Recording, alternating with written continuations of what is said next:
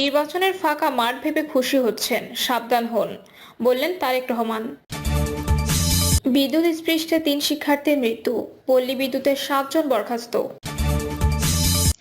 জানাবো আলোচনায় না ভোট, তত্ত্বাবধায়ক ও সংখ্যানুপাতিক নির্বাচন।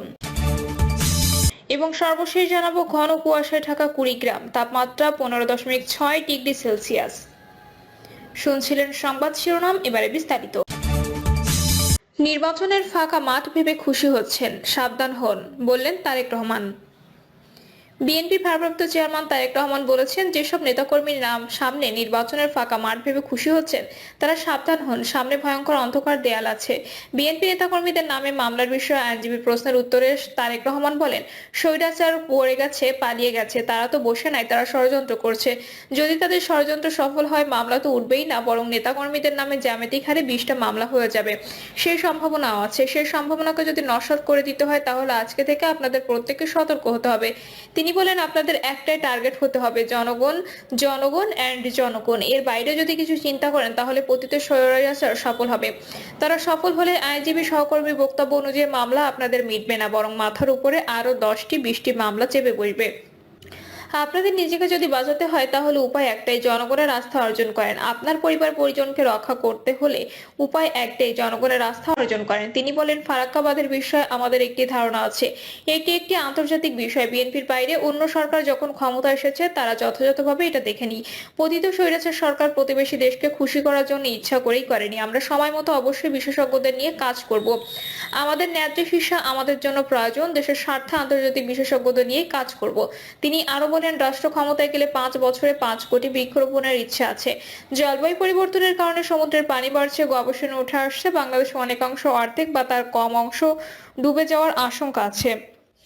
এই দেশের মানুষকে আমাদের রক্ষা করতে হবে। খালেদা জিয়ার সরকারের সময় আমরা বৃক্ষ মেলা করতাম, আমাদের যেভাবেই হোক এই কর্মসূচি আবার শুরু করতে হবে। সবাইকে উৎসাহ দিতে হবে বৃক্ষরোপণের জন্য। গাছ প্রকৃতির একটি গুরুত্বপূর্ণ অংশ। ব্যক্তিগতভাবে আমার একটা পরিকল্পনা আছে, আগামী দিনে আমরা সুযোগ পেলে 5 বছরে আমরা 5 কোটি বৃক্ষরোপণ করব। বিদ্যুৎস্পৃষ্টে 3 শিক্ষার্থীর মৃত্যু, পল্লী বিদ্যুতের 7 জন বরখাস্ত। গাজীপুরে Islamic university of technology picnic বাসে বিদ্যুৎস্পৃষ্ট হয়ে 3 শিক্ষার্থীর মৃত্যু ও হতাহতের ঘটনায় ময়মনসিংহ পল্লী বিদ্যুৎ সমিতি 2 এর 7 কর্মকর্তা ও কর্মচারীকে সাময়িক বরখাস্ত করা হয়েছে। রাত 11:30টায় এই তথ্য নিশ্চিত করেছেন ময়মনসিংহ পল্লী বিদ্যুৎ সমিতি 2 এর জেনারেল ম্যানেজার মোহাম্মদ আকমাল হোসেন। তিনি বলেন, সকালে গাজীপুরে আইইউটির পিকনিক বাসে বিদ্যুৎস্পৃষ্ট হয়ে 3 শিক্ষার্থীর মৃত্যু হয়েছে। এই ঘটনার পরপরই বাংলাদেশ পল্লী বিদ্যুতায়ন বোর্ডের ঊর্ধ্বতন কর্মকর্তা ঘটনাস্থল পরিদর্শন করেন। এদিকে পিকনিকের বাসে দুর্ঘটনা তদন্তে গাজীপুর জেলা প্রশাসনের পক্ষে 3 সদস্য, বিশ্ববিদ্যালয়ের পক্ষ থেকে 5 সদস্য বিশিষ্ট তদন্ত কমিটি গঠন করা হয়েছে। আলোচনায় না ভোট, তত্ত্বাবধায়ক ও সংখ্যানুপাতিক নির্বাচন। বিনা প্রতিদ্বন্দ্বিতায় নির্বাচনের সুযোগ রাখতে চায় না সংস্কার কমিশন। এই লক্ষ্যে না ভোট ফিরিয়ে আনার ব্যাপারে আলোচনা চলছে। নির্বাচন কমিশন নিজেই তত্ত্বাবধায়ক সরকার ব্যবস্থা ফিরিয়ে আনতে চাইছে বলে জানিয়েছেন কমিশন সদস্য অধ্যাপক ডক্টর জাহিদুর রহমান।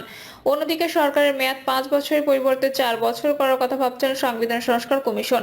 সংবিধানের বিষয় হলেও নির্বাচন ব্যবস্থার সঙ্গে সম্পৃক্ত হওয়ায় এ নিয়ে ডক্টর জাহিদের মতামত নেওয়ার জন্য সংবিধান সংস্কার কমিশন তাকেও ডেকেছিল। সংস্কার কমিশন এ পর্যন্ত 6টি মত বিনিময় সভা করেছে। সাংবাদিকদের সঙ্গে মত বিনিময়ের পর কমিশন প্রধান ডক্টর বদিউল আলম মজুমদার বলেন, রাষ্ট্রপতি নির্বাচন সরাসরি হওয়ার কথা আলোচনা হয়েছে। সব নির্বাচন প্রত্যক্ষ হওয়ার কথা বলেছেন কেউ কেউ। স্থানীয় সরকার নির্বাচন নির্দলীয় হওয়ার কথা হয়েছে, সংসদীয় পদ্ধতিতে যেন না হয়। তিনি আরো বলেন, রাজনৈতিক ঐক্যমত্যের ভিত্তিতে নির্বাচন কমিশন নিয়োগের কথা এসেছে, প্রযুক্তি ব্যবহারের কথা এসেছে। সংস্কার কমিশনও এ নিয়ে ভাবছে। বিশেষ করে প্রবাসীদের ভোটের ব্যাপারে কত শতাংশ ভোট পেলে নির্বাচিত হবেন সে বিষয়ে বলেছেন। না ভোট ফিরিয়ে আনার জন্য বলেছেন, বিনা প্রতিদ্বন্দ্বিতায় যেন কেউ নির্বাচিত না হন সে বিষয়ে আলোচনা হয়েছে। রাষ্ট্রপতি প্রার্থীরা যেন নির্দলীয় হন সে বিষয়ে আলোচনা হয়েছে। বৈঠকে সংখ্যানুপাতিক নির্বাচনের প্রসঙ্গ এসেছে। কমিশনের আরেক সদস্য ডক্টর তোফায়েল আহমেদ বলেন, আগেই নির্বাচনে গেলে সংস্কার প্রক্রিয়া পুরোপুরি থেমে যাবে। এই সময় সব স্থানীয় নির্বাচন আয়োজনের ব্যাপারে সংস্কার কমিশন বিবেচনা করছে। স্থানীয় সরকার নির্বাচন নির্দলীয় করার পরামর্শ আছে। জাহিদুর রহমান বলেন, অনেক ধরনের প্রস্তাবই আসছে, তবে সব প্রস্তাব নিয়ে আমরা আলোচনা করলেও সব বিষয় আমাদের এখতিয়ারে নেই। যারা প্রস্তাব করছেন তারা হয়তোবা সংবিধান এবং নির্বাচন কমিশনের ফারাকটা বুঝতে পারছেন না। আমরা যা করতে পারবো তা নির্বাচন কমিশন আইন ও বিধিমালা যা আছে তার উপর সংস্কার। তবে আমরা এর জন্য প্রয়োজন হলে কিছু সাংবিধানিক সংস্কারের প্রস্তাবও করব। তিনি জানান, সংস্কারের জন্য বিভিন্ন আংশিজনের সঙ্গে ধারাবাহিক সংলাপ শুরু হয়েছে, তবে রাজনৈতিক দলগুলো লিখিত প্রস্তাব দেবে, তাদের সঙ্গে সরাসরি সরকার আলোচনা করবে। তিনি বলেন, আমরা আমাদের সংস্কার প্রস্তাবের খসড়া লেখা শুরু করে দিয়েছি। আশা করি নির্ধারিত সময়ের মধ্যে আমরা আমাদের সংস্কার প্রস্তাব প্রধান উপদেষ্টার কাছে জমা দিতে পারবো। জাহেদ বলেন, রাষ্ট্রপতি সরাসরি ভোটে নির্বাচিত হবেন, এটা করতে হলে সংবিধান পরিবর্তন আনতে হবে। এটা আসলে আমাদের পাঠ না। আবার না ভোট ফিরিয়ে আনা যেটা ছিল নির্বাচনের ব্যয় স্বচ্ছতা, বিনা প্রতিদ্বন্দ্বিতায় নির্বাচনের সুযোগ না থাকে, এগুলো আমরা দেখতে পারি, কিন্তু নারী আসনে সরাসরি নির্বাচনের জন্য সংবিধান সংস্কার প্রয়োজন হবে। তিনি বলেন, আবার কিছু কিছু বিষয়ে আমরা সংবিধান সংস্কার করেও পরিবর্তনের প্রস্তাব করব। যেমন নির্বাচনের সময় নির্বাচন কমিশনকে সব ধরনের সহযোগিতা করবে সরকার, কিন্তু সহযোগিতা না করলে কি ব্যবস্থা নেওয়া যাবে তা বলা নাই। আমরা সেটা স্পষ্ট করতে চাই। সুষ্ঠু নির্বাচনের জন্য নির্বাচনকালীন নির্দলীয় তত্ত্বাবধায়ক সরকার আমরা ফিরিয়ে আনার প্রস্তাব করব। তিনি আরো বলেন, নির্বাচিত সরকারের মেয়াদ 5 বছর থেকে কমিয়ে 4 বছর করতে চায় সংবিধান সংস্কার কমিশন।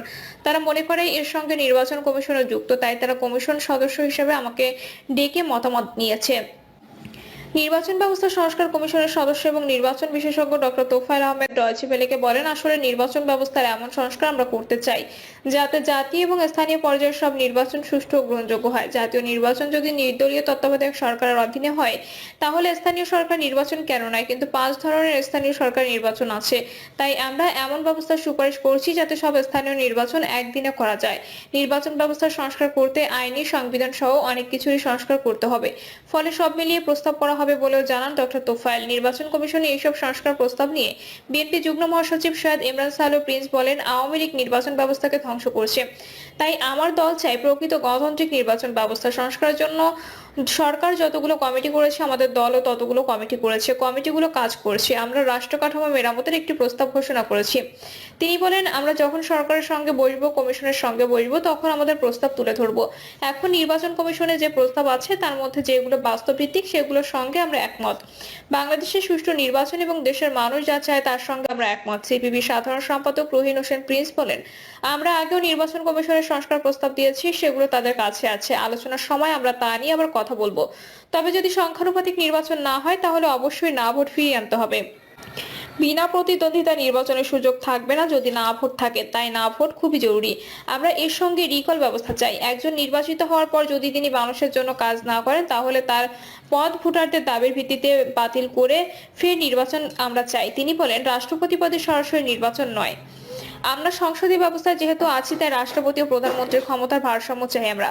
আর যদি না ভোট ও রিকল সিস্টেম করা যায় তাহলে বাংলাদেশ বাস্তবতায় প্রধানমন্ত্রী পদের মেয়াদ 5 বছরই ঠিক আছে। নির্বাচন ব্যবস্থা সংস্কার কমিশন ওয়েবসাইট ও ইমেইলের মাধ্যমে মতামত নিচ্ছে।